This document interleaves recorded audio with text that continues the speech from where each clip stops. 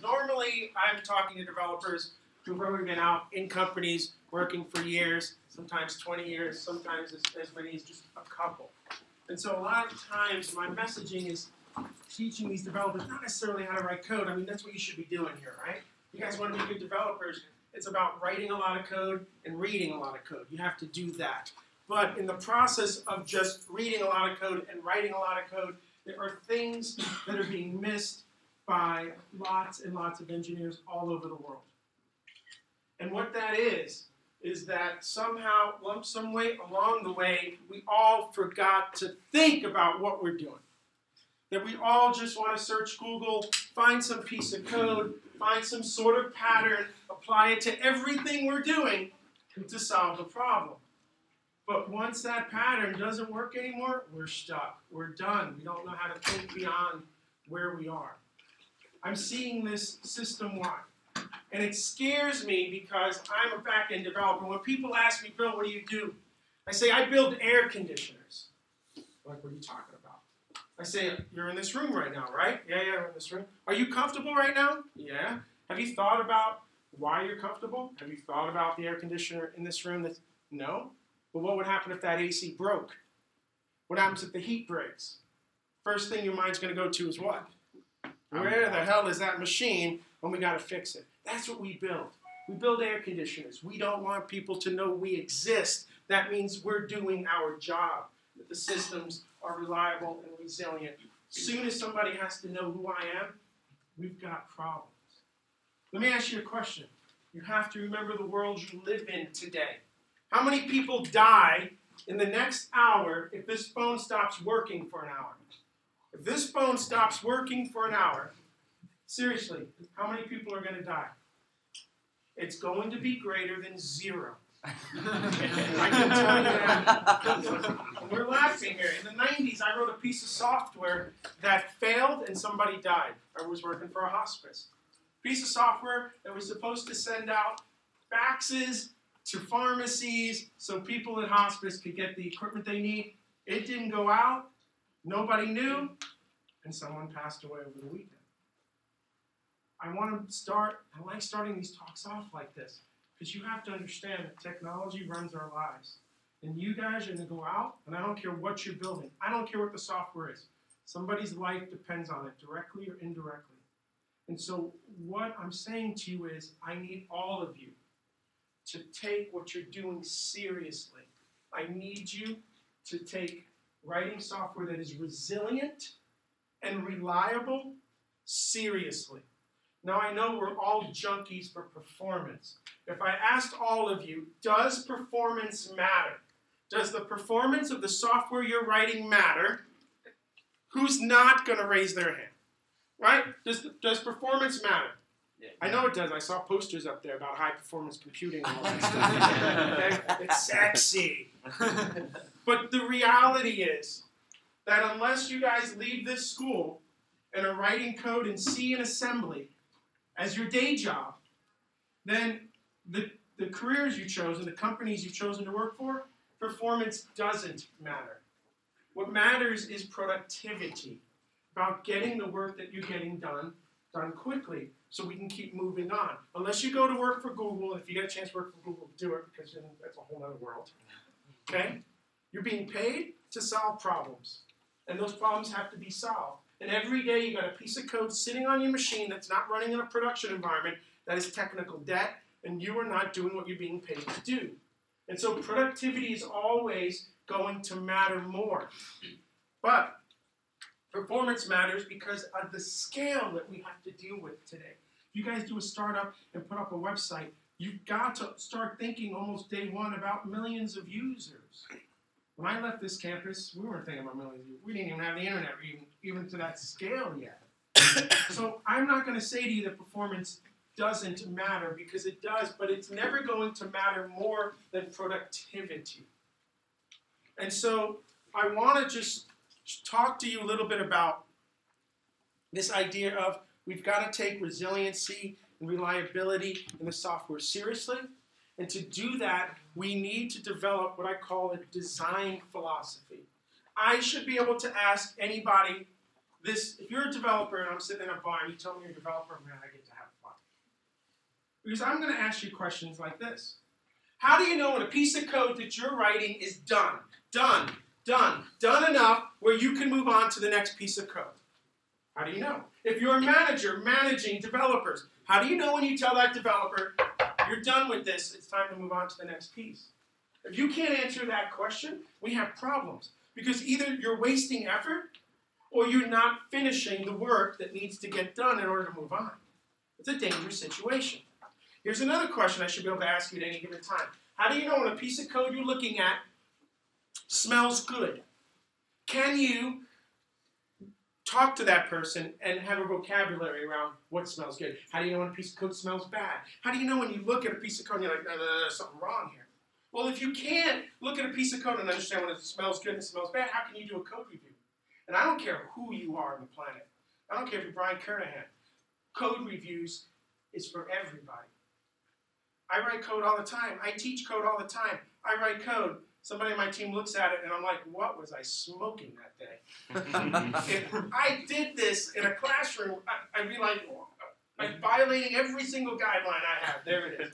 Why? Because we all get stuck in a box every once in a while, so focused on some particular thing, we lose track of the overall design and architecture of what we're doing. We all need code reviews. That is how we get better. But if we're doing a code review, and I just say to you, dude, this code looks like, no, man, something's wrong. It smells bad. And I can't explain to you why. At least there's something going on, but we have to talk about it. So I want to give you some guidelines around being able to look at code and even initially be able to say, that smells good, or that smells bad, or something's missing here. How do we do that? And it almost doesn't even matter around the languages that we're using. But you have to remember, every programming language exists because there was some particular problem that had to be solved that some language designer decided there wasn't no language out there yet today to solve that problem. Languages, general languages like C, C++, C#, Java, Go, which is what I spend most of my time on, and DSLs like SQL, awk, other types of DSLs out there, solving smaller problems. Right? But what I want to talk about today should be generalized across whatever programming language you're using. Because what do I care more about? Do I care about performance? No, performance is a second thought. Performance will come. What I care about is making sure that software is reliable and resilient. And I'm going to tell you right now, I don't like waking up at 3 in the morning anymore because a piece of software has gone down. And I don't want you to have that either. It is not cool anymore to have to work overnight. You got to have a quality of life. A quality of life so you can enjoy what you're doing and then pursue things on the side. Come to Potsdam and party. Maybe. You got to have a little time for fun, okay? So I want to get your minds already in this mode as I start to teach about what I want you to be doing moving forward with everything that you're doing in this field. And I want to start here. We became really impressed with programs that had large amounts of code. The Unix operating system, Linux, has 1 million lines of code. And I'm like, I don't want to go anywhere near that project. Are you kidding me? You're talking about more than 10,000 lines of code? I'm almost like going, dude, have fun, man. Enjoy yourself. Ain't doing that. Because that code base is so large, nobody could put that into their heads. Do you think there's one person on the planet that has that entire code base in their head? No way, man. No way. This is a big one that I find, and it really revolves around some more of the languages like Java and C#, C++ too, because of the language features. We strive to create these large abstractions in our code base. Why do we do that? Because we want this idea of decoupling, right? We want to get this idea of, well, I want to be able to make sure that this code doesn't have to be touched when this change is coming down the road. The thought is great, but generalized abstractions do horrible things to your code. Horrible things. They actually will make your code bloat. It will be actually harder to deal with change later on. We want to have a balance between what I call the concrete and decoupling. What do I mean by the concrete? I want you to think about any piece of software you've ever written. Any piece of software you've written, any function you've ever written. All you do, Every single problem you solve is a data transformation problem. Step back and think about this for a second. Everything we do is a data transformation problem, right? There is some input, and what do we have to produce? Some output. And every function you write is a part of that data transformation, right?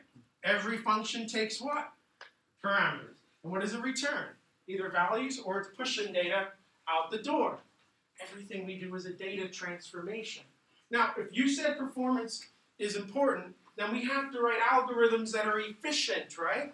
In order to get a level of performance. So if you're writing algorithms that are efficient for a particular data transformation, then it has to be very specific to that data transformation. And it's very specific to that data transformation. You can't generalize anything. But what happens when the data changes? Your algorithms have to change, because if every problem we solve is a data transformation problem, and the data is part of that, then when the data is changing, the problem is changing. So your algorithms have to change. And if you're writing generalized algorithms to deal with data changes, you're not going to see any level of what? Efficiency. You've got to balance these things. I'm a big believer in refactoring. Refactoring is everything. Refactoring is everything. I had somebody tell me one time, "Oh man, Bill, if you're refactoring your code like that, that means you're failing." I said, "Dude, what are you high? You just come out of Potsdam?" I said, "Dude,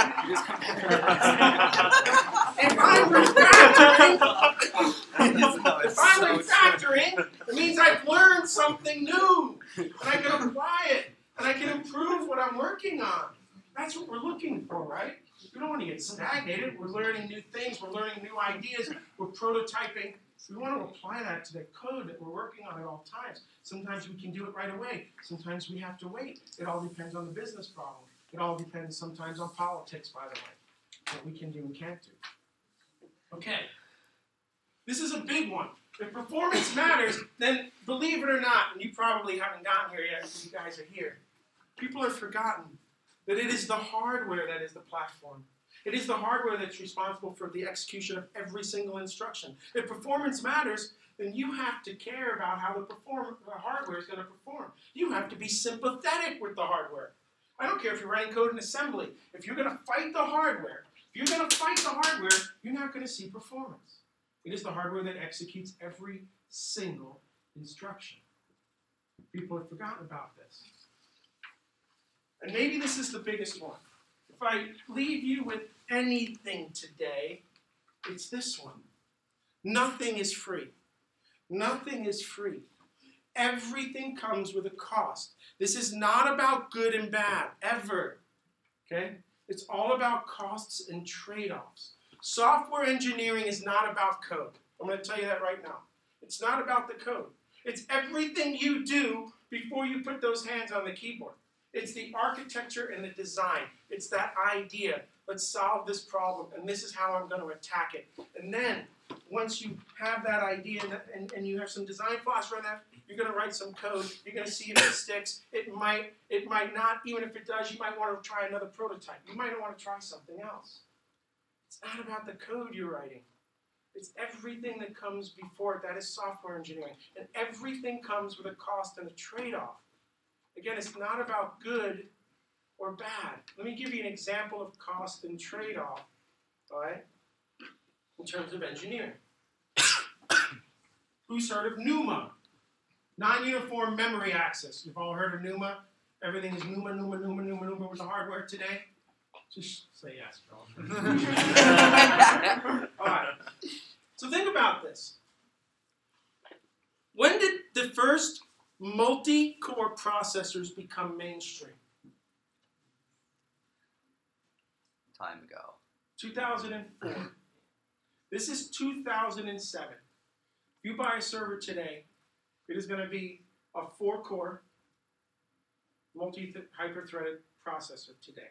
In 2004, we had dual core, but 4-core. Think about it. How long is that now? 13 years. Hardware hasn't changed. Hardware really hasn't changed. Why is that? Because we have not written software to take advantage of the hardware that's here. Why the hell would the hardware vendors add more if we're not even using what we're using today? Makes sense. Next year, 2018, will be the first change in 13 years. You will start to see mainstream 6, 8, and 10 core processors next year exist. But mainstream. Why? Because we finally have languages like Go and other languages finally that are giving you support to take advantage of that hardware. So NUMA becomes a really big deal to the hardware today because it's one of the ways that they can play games without adding more complexity around cores. I want you to read this quote from Nicholas Wirth. This was the first one. This was from 1987. This is when I was here at school. 30 years ago. This gentleman, one of our founding forefathers in computer science, is saying what? The software we're writing today is more sluggish than the hardware can keep up. I was on a plane in 1987, and this guy I was sitting next to told me that we'd all be programming in BASIC today because the hardware would be fast enough. Now, BASIC is an amazing language when you really study it. It's usually the first language many people learn that get hooked into computer science. That language was designed to keep you far away from the hardware to learn how to write code. So I think the guy was probably in the same mindset around the language itself allows you to solve problems, and you don't have to think about the hardware, and the hardware will get faster. But this quote was from 2015. The most amazing achievement of the computer software industry is a continuing cancellation that we, in this room, okay, continue to do against the hardware. 30 years later, we're still having this conversation because our languages don't know how to deal with this particular, the hardware we have, and we are also not thinking about how to be sympathetic with the hardware. Depending on the language you're using, languages like C and C++ and Go, the model that you work on is the real machine. When you're dealing with languages like Java and C#, the model is a virtual machine. And when you get to have that model being the physical machine, you get a little bit more control over some of these things. Rick Hudson is a PhD that works at Google who focuses on the garbage collector for Go. He said this 2 years ago. The hardware folks are not going to put more cores into that hardware until we can show them that we can leverage it. We're finally now able to do that. We're finally doing that, which is why we're going to be seeing mainstream processors, cores going up. And I love this quote from Brian Kernighan. You all know who Brian Kernighan is. Just say yes. Not doing your homework assignment. Look that man up. Okay? C is the best balance I've ever seen between power and expressiveness. Okay? You can do almost anything you want to do by programming fairly straightforwardly. And here's the kicker. Okay? That was the beer. Here's the shot. You have a very good mental model of how that code's going to run on the machine. Think about that for a second. How fantastic would it be if you could look at a piece of code, not just understand what it's doing, have a mental model, have an expectation of how that's going to run on the machine. How amazing would that be? C programming language lets you do that. If you don't go crazy in C++, you can do that. Go is all about this. But Go allows you to keep a higher level programming model when you need it and be able to understand how that program is going to run on the machine. I always feel like I could replace C with Go here, and I'd get that same benefit. But regardless of the language, I want you to strive for some of this. Yeah, it worked, great. But when it comes at the end of the day, anybody can write a piece of software that works. Anybody can write a piece of software that works. We can go to Google, we can find some code and put it. That's not the hard part. The hard part is what happens to your program when things are going bad. Things are going really bad. Do you implode? Do you shut down? Do you cause more chaos on the system? Because remember, you're not the only piece of software running. There's a team of people whose software is running a team of software that is connected together. And any piece of that software that's broken can break everything else around it. This isn't about getting something to work. It's about, can you get something to work when things are going really, really bad? How do you deal with that? That's resiliency. All right? Al Ho, who invented, with Brian Kernahan and another gentleman, invented the language awk, which is a text processing language. He said this: the trend in computer language design is to create languages that enhance software reliability, right, and programmer productivity. And we should do this with the languages, alongside with what? Software engineering practices, all right? So we can develop reliable software. This is what I want to get into your expertise. I want you to make it your mission to write reliable software. Not just software that works. I want you to make it a mission. Your software does not go down. And it is an air conditioner. Are you going to make mistakes? Yeah.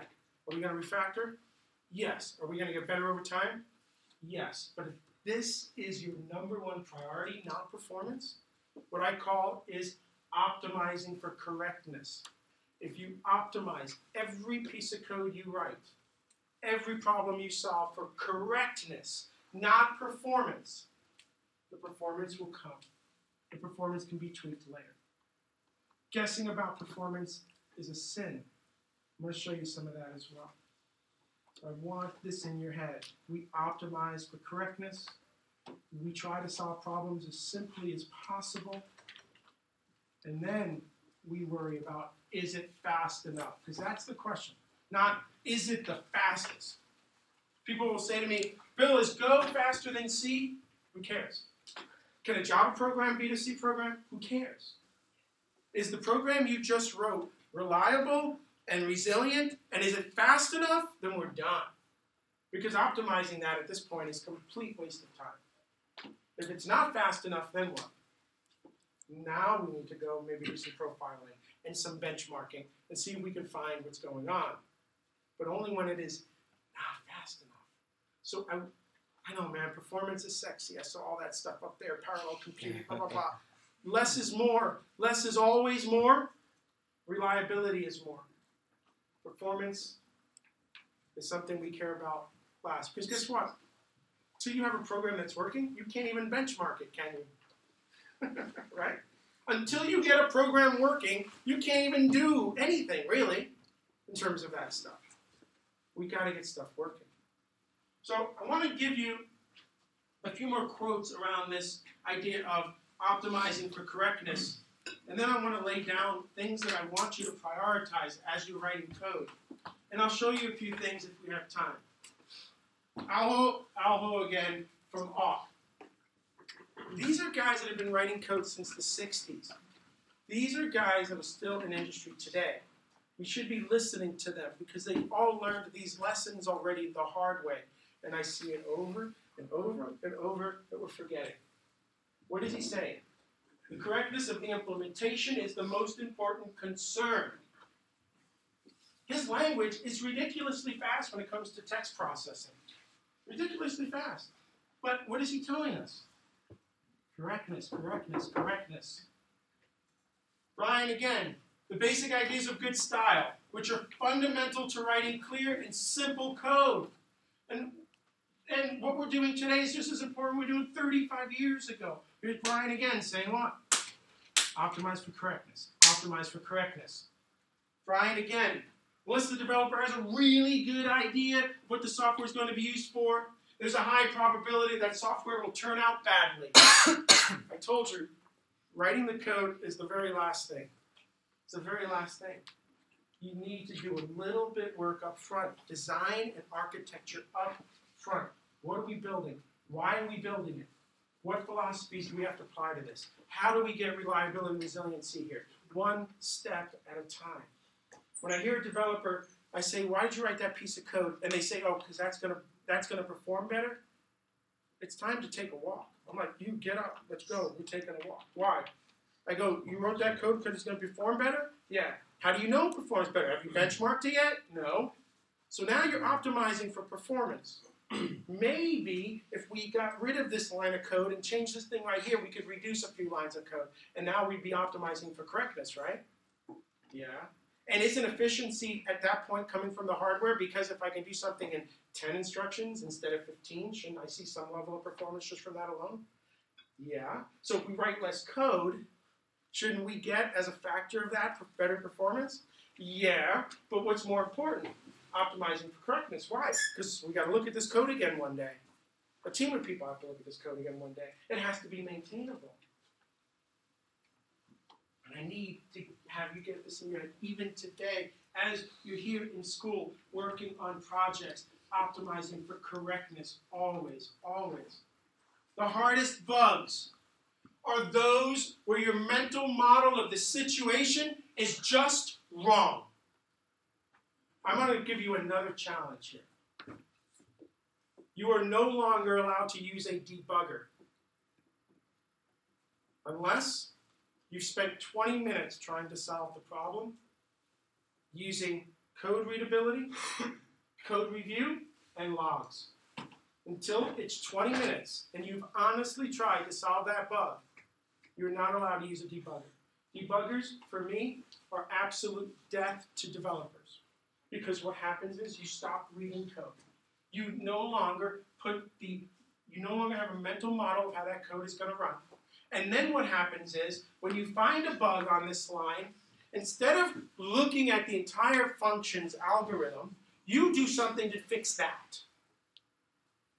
I mean, you're really solving the problem. I don't know. But you didn't take into account your entire mental model of how the software was supposed to run. Nobody on my teams are allowed to use a debugger unless they get permission from me. And trust me, there's a 20-minute rule there. You better prove to me that there's no other way to figure this out. If you do this, in the short term, it's going to be painful. But in the long term, you will write software that is resilient and reliable because you'll be forced to write less code because you know you have to keep this in your head. You'll be able to see a bug, and you'll be able to know exactly where it is and how to approach it. You'll be really good at writing logs out for things because when there's a production problem, what are you going to ask for? You're going to ask for your logs. You're not going to ask, may I connect the debugger to the production environment? It ain't going to happen. Okay? Ain't going to happen. And in my shops, developers are not allowed near the production systems because we're cowboys. We find a bug, we want to throw it in production right away. Like, we can't have that. Reliability. So, no more debuggers. Get out of this, oh, there's a problem, debug. It's not helping you. I'm telling you right now, it's not making you a better software developer. Read code. Write code. Maintain a mental model. All right? And you'll debug faster, and you'll debug less, because your code's going to have less problems. So how do we get here? What do I mean by optimizing for correctness? It's like a buzzword, okay? This is what I mean. We're going to go through a few more buzzwords, but I'm going to give you some definitions for these buzzwords. So you can apply these in your code reviews. You can apply this when you're writing code. This is how I think about code every time I sit down to read it, write it, or review it. Number one, integrity. We must become serious about reliability. This is what I've been saying. And so integrity is number one. Number one, nothing trumps it. You are not allowed to write a line of code that goes against integrity. Now, what does integrity mean? Two things. One, at the micro level, what it means is that every line of code you write, think about this for a second. Every line of code you write does one of three things. It allocates memory, it reads that memory, or it writes to that memory. Can you guys tell me a piece of code that doesn't do one of those three things? That's it. This is what we do. So at a micro level, integrity means that every instruction, every read, every write, every allocation is efficient, consistent, and accurate.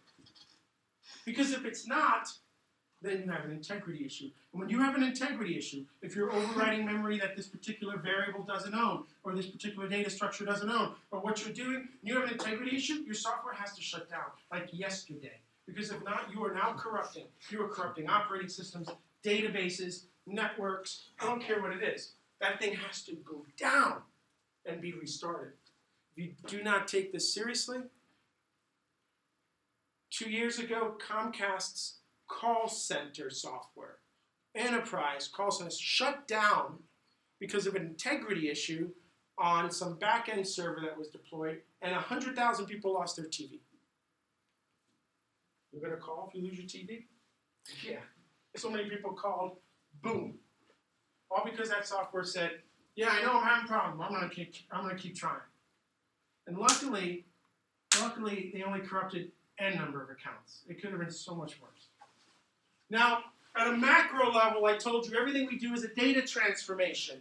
Everything. So at a macro level, I want every data transformation to be accurate, consistent, and efficient. And there's 2 ways to do this. We write less code. And this is the big one. Error handling. When I was writing a lot of code in C++ and C#, you wouldn't have seen a lot of try-catch. You wouldn't have seen it. You would not have seen it.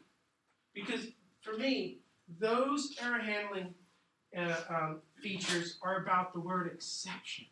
It's about, let's write our happy path, and we'll have this code do this, and then as an exception, we'll handle the negative path. And I know we do it for readability, but when you're thinking about errors as an exception and not as part of the main code, you're walking away from integrity. I told you it's not about when the software is running good. We can all do that. It's about when things are going bad. Are we handling that? When you don't think about error handling as the main code, you then put it on the side. You can't do that if you care about integrity and reliability. There was a study done from some major database. You may have heard of Cassandra and Redis. These are 2 big databases in industry today. There was a study done. Okay? Out of 48 critical failures that were identified in this study, 92% of them could have been avoided if error handling was part of the main code. Not an exception. 92%. You're going to have bugs. I'm not saying that. But 92% of all the critical ones could have been avoided. The ones that brought that thing down, the ones that created an integrity issue. Error handling code is so important. It's so important in Go that there is no try-catch. Every function has to return an error, and that error has to be checked. And a lot of people complain because it's so verbose and so tiresome to have to check errors all the time. But Go is about what as a priority? Integrity. And when integrity is a priority, what do? You check your errors immediately. Think about security. The most secure systems we have on the planet are a nightmare to use. I turned 2FA off on my phone. Turned it off. Because it was taking me like crazy long to get on the phone every time I needed it. Security at that level becomes cumbersome, right? But if you want a super secure system, there has to be a level of inconvenience. If you want integrity, then you got to check errors as they're happening, and guess what? That might be a level of what? Inconvenience. But what's more important, your convenience or the integrity of the software? You tell me.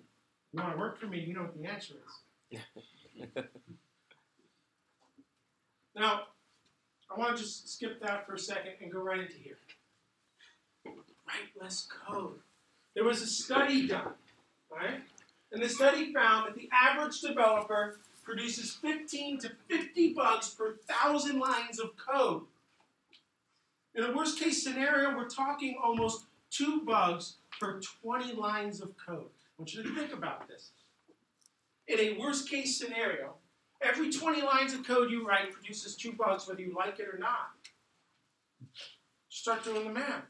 You want less bugs in your software? What are you going to do? That's it. That's it right there. Optimizing for correctness. Integrity is about optimizing for correctness. Error handling, part of the main code. Writing less code. All of these things. So this is what I'm looking for. Look at what, the inventor of C++, okay? What does he write? He said, writing more code than you need results in ugly, large, and slow code. What did he mean? Ugly. These places for bugs to hide. right? I already told you that Linux operates in millions of lines of code. Think of the number of places that bugs can hide there. Right? Large ensures incomplete tests. There's a lot more code there. That means you need a lot more tests to deal with what? Code coverage. And encourages the use of shortcuts and dirty tricks. What he means there is you might set out with an architecture and a design and a framework, and you're like, yeah, I'm following this. But now these bugs start coming in, and you start hacking on it because you have to get it fixed quickly. And you do that under the mantra that I will go back and refactor this properly. I just have to fix this bug. Do you ever go back and fix that bug? No. And it may not even be your fault because your manager might just be like, dude, you know, we have 30 more bugs here, so go back and do that. And 3 weeks goes by and you totally forgot about this one. That's just reality. And so that's what this whole thing is leading to. I can't tell you how many systems I walk into in a company and they're like, the only solution they have is to completely refactor an entire service or an architecture because of this. Boom. After 2 years, they're done. They can't do anything to this piece of software because they haven't been following any of these practices. See it all the time. But it's about integrity first. Okay. This stuff is all online, and I've got links to all of these things. I am not giving you a single original thought. All I'm doing is sharing with you what our founding fathers here back in the 60s are saying even today. That's all I'm doing. Connecting dots around here. So it's not coming from me. It's coming from them. You want to be a good software developer? You want to be a great software developer? Then this is what I need you to start doing. Now, readability is number 2. Readability, optimizing for correctness. Now, you've heard this right. Write code that's readable. How do you know when you look at a piece of code and it's readable or not? How do you know when it smells good? How do you know when it smells bad? What are you looking for? This can be overwhelming. I'm going to give you some definitions for what readability, for me, means. Because it's about writing our systems to be more comprehensible. Now, you might say, well, Bill, readability means that anybody should be able to look at this particular function of code and understand what it does. And that's part of it. But you're 10 times smarter than I am. You could write a piece of code and you understand it and I don't. So it's part of it, but it can't be the whole story because that can be a little subjective. Obviously, if we write less code, that should help make it a little bit more comprehensive. But for me, this is an important part. It's about writing code that doesn't hide the cost. Doesn't hide the cost of what it's doing, both to the application, the function, and even if you're working in a language like C, C++, and Go, hiding the cost of what that's going to do to the machine. I was talking to you before about, we got sidetracked about NUMA, non-uniform memory, and I wanted to talk to you about costs and trade-offs. And readability now is going to be about costs and trade-offs. So think about this for a second. We used to have machines, and we could put a couple of, they had a couple of sockets, we could put a couple of processors in there, and access to main memory on these machines went through a single bus. So you needed to get to main memory, everybody went through a single bus, you got it. But what was nice about these systems was we knew what the latency was to get to that main memory. Let's just say, for now, it was 100 clock cycles. So we knew that anytime we had to get data out of main memory, it was going to cost us 100 clock cycles. That's fine.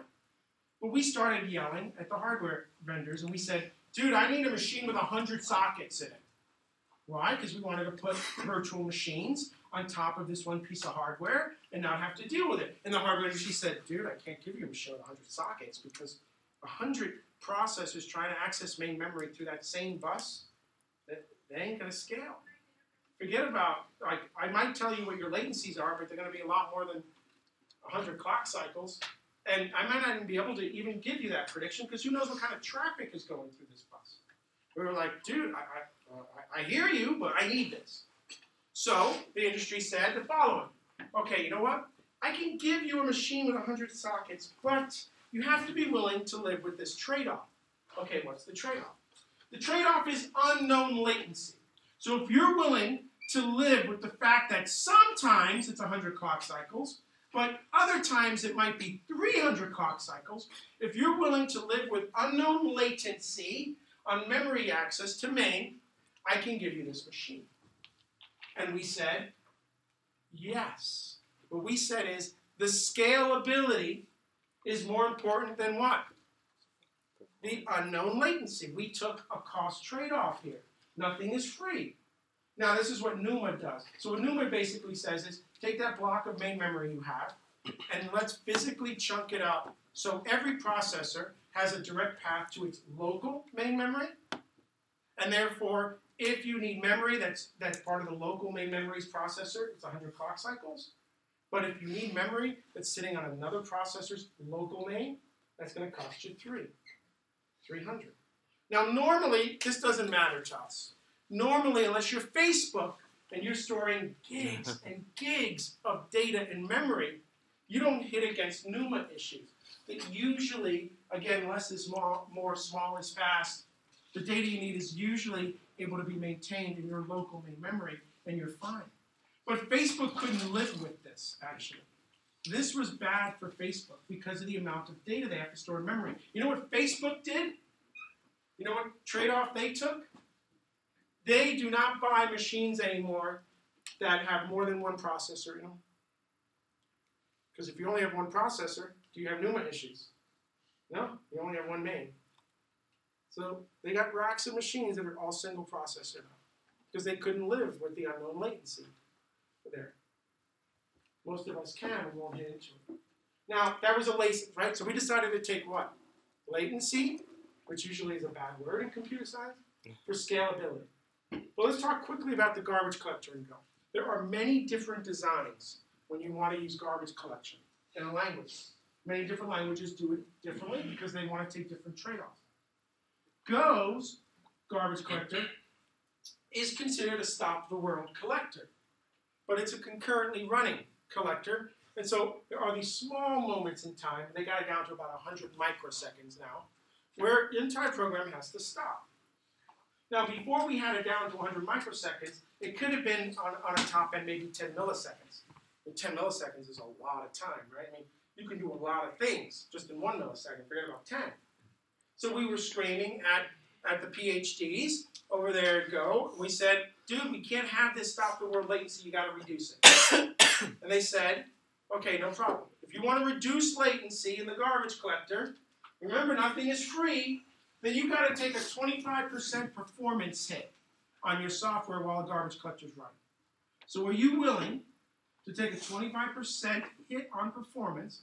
We're going to take 25% of your available CPU. Your stuff can run at the same time we're running, and we'll reduce that latency down to 100 microseconds. And what do we say? Yeah, I'll take the 25% performance hit if we can just keep moving.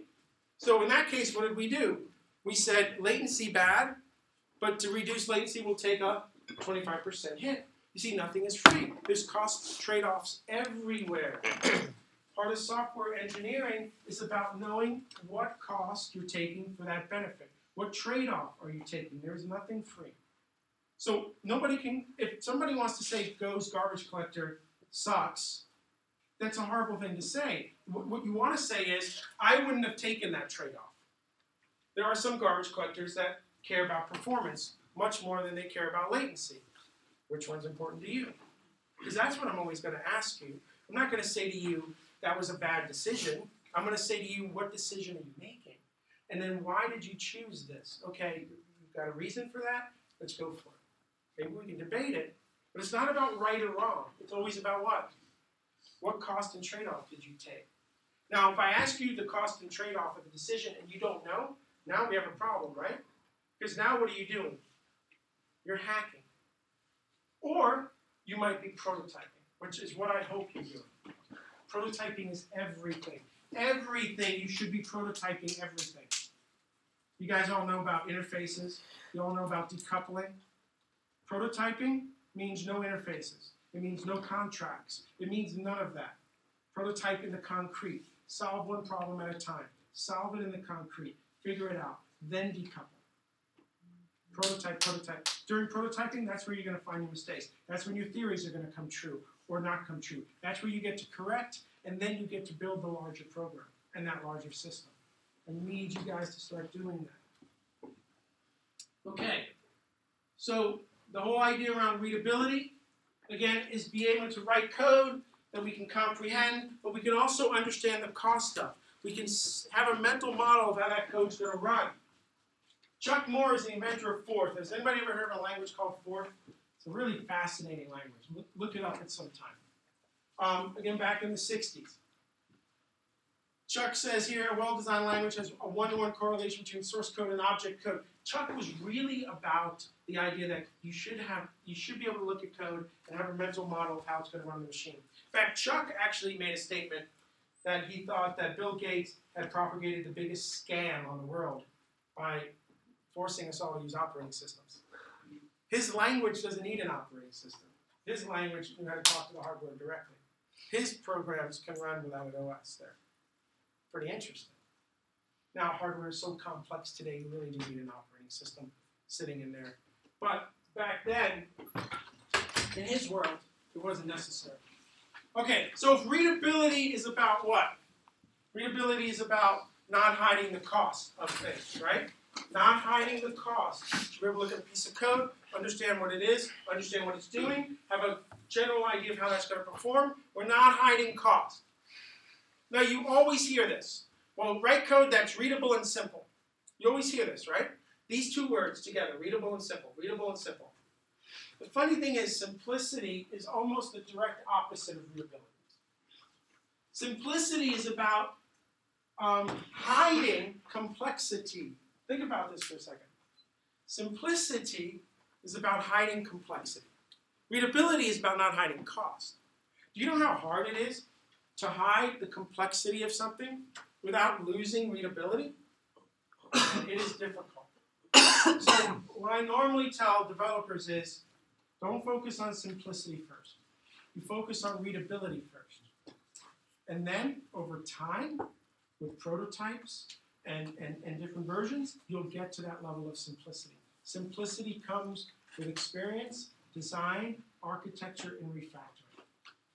Because if you have a system that's simple, but it hides the cost of things, you're not helping anyone because you've walked away from readability. For me, an example is that Go has a garbage collector, which is doing all of the memory management for us. But I can look at a piece of code in Go and know how that's going to affect memory and the garbage collector. I can write code that's sympathetic with the garbage collector. So even though all this complexity, right, has been hidden from me, I haven't lost readability. I haven't lost my view of how those systems down there work, and I can make sure that I'm being sympathetic with it. So simplicity comes over time. Readability first, then you find ways to simplify things through refactoring. And then finally, it's performance. And we never, ever guess about performance. Ever. It is easy to guess about performance. You can't. You must measure. You must make sure your measurements are relevant. You must make sure that the machine you're doing that on also is relevant. Doing any sort of benchmarking and profiling on this machine, for the most part, is ridiculous. Because if I'm in the middle of performance testing something and an email comes in, what's going to happen? It's noisy. It's noisy. But I want to show you a couple of benchmarks here. A couple of benchmarks that really will teach, don't guess about performance. I want to show you this because I don't want you to optimize for performance. I want you to optimize for what? Correctness, integrity, readability, and simplicity. So let me show you a couple benchmarks.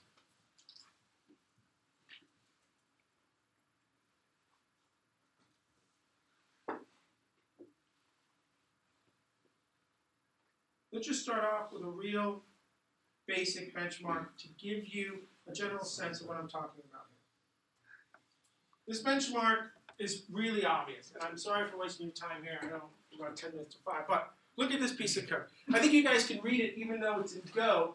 If you have a C background, Go is very much like any curly brace language you've ever looked at.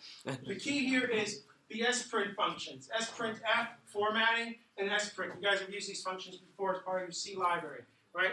So Go, again, is really built from the ground up from there. Which benchmark is going to run faster?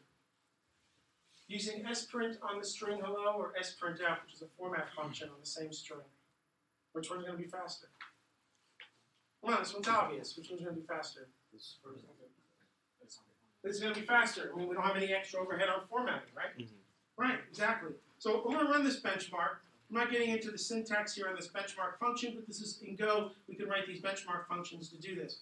So let's just start with this one here as an obvious.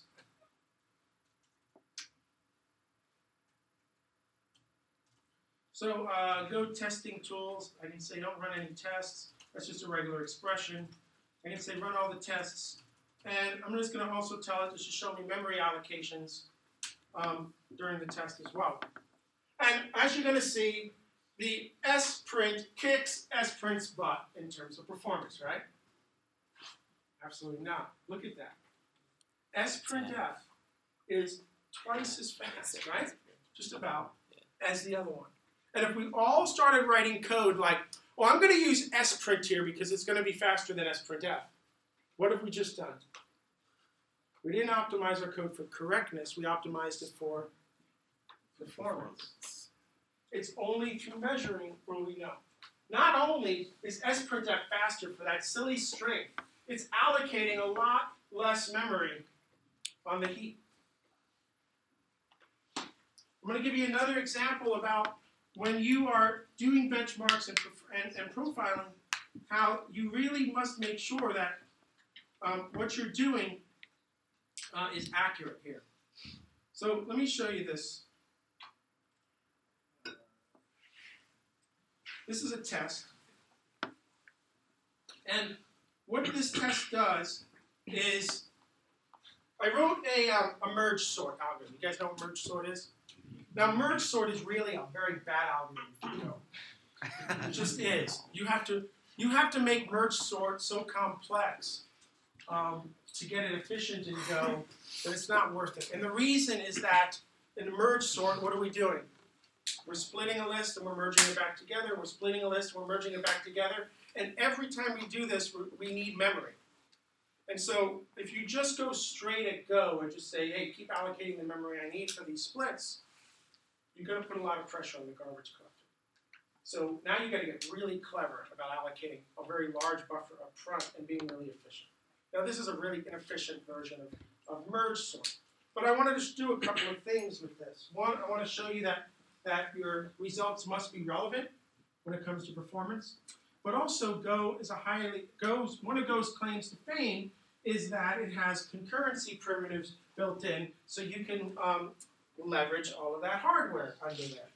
So here's a merge sort algorithm, and I wanted to know if I gave one Go routine. Think of a Go routine as a thread for now, okay? Though these Go routines will be multiplexed on a single thread. But think of a Go routine as a path of execution, just like a thread is. But what's nice is Go is doing the scheduling on a thread, and we've got a lot less operating system overhead. But you can imagine this, okay?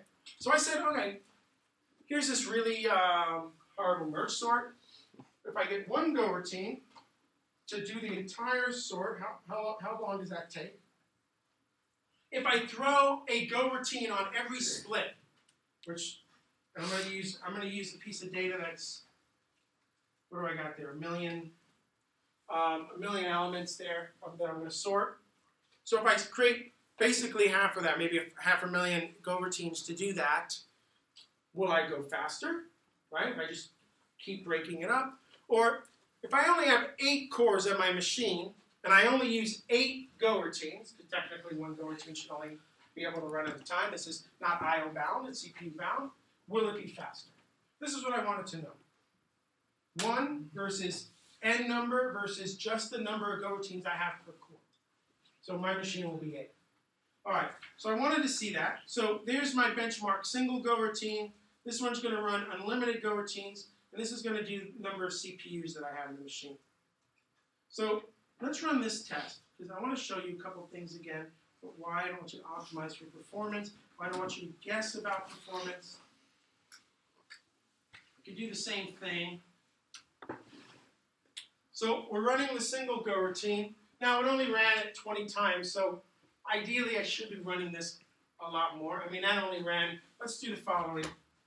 Let's do it again. And let's set the bench time. Maybe I'll get at least a couple more runs from the other one. That just means you should run for at least 3 seconds. So again, 50 is a really small number to get a sample size on, but it's going to be fine.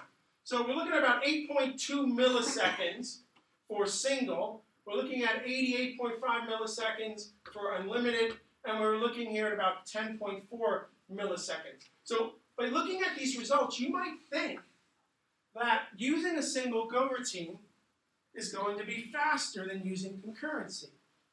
You might think that. Let's do the following. Let's just run the num CPU benchmark all by itself.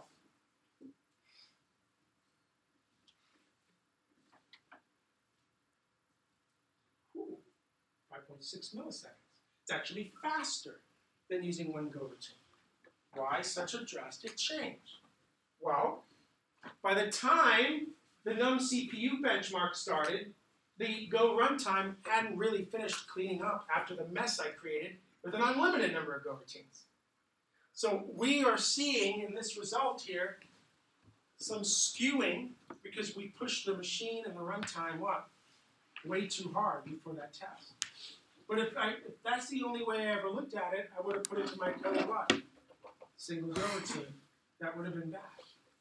This is what I'm trying to share with you. Don't optimize for performance. Don't guess. Know.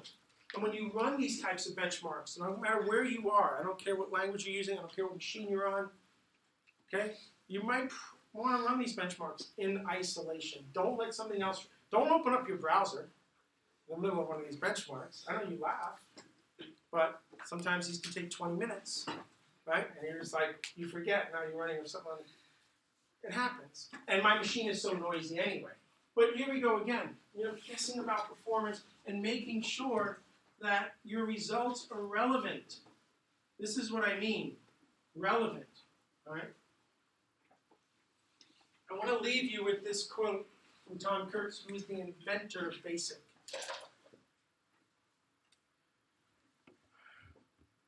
We're programmers that tend to concentrate on the intricate, little fascinating details of programming. That's what we do.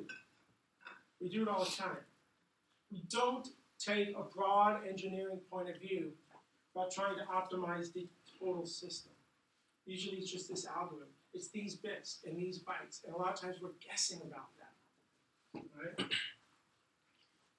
I want you to optimize for correctness. I want you to start thinking about designing architecture up front. I really would love for you to write in English a page. Write down. You know how hard it is to write? It's easy to talk about things. I can sit up here and I can talk all day. I just gave a talk last week. It took me 5 weeks to prepare the talk. Why? Because it took me 5 weeks to write 2 blog posts about what I wanted to talk about. It's easy to talk about things. But if you write things down, you have to now put context around everything. You've got to develop a vocabulary to talk about these things.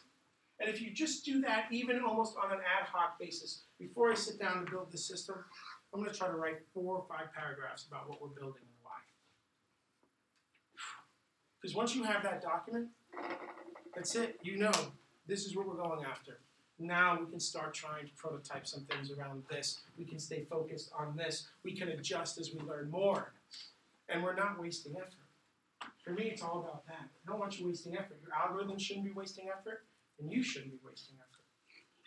You just don't have that many hours in the day, right? And you do want to get to that party by 8 o'clock, so if you're wasting effort, you're not going to get there. It's just the reality. All right, so hopefully you guys take some of this with you now into your classrooms, into your careers as you go out, and make this your priority. Optimizing for correctness. Performance comes later. All right.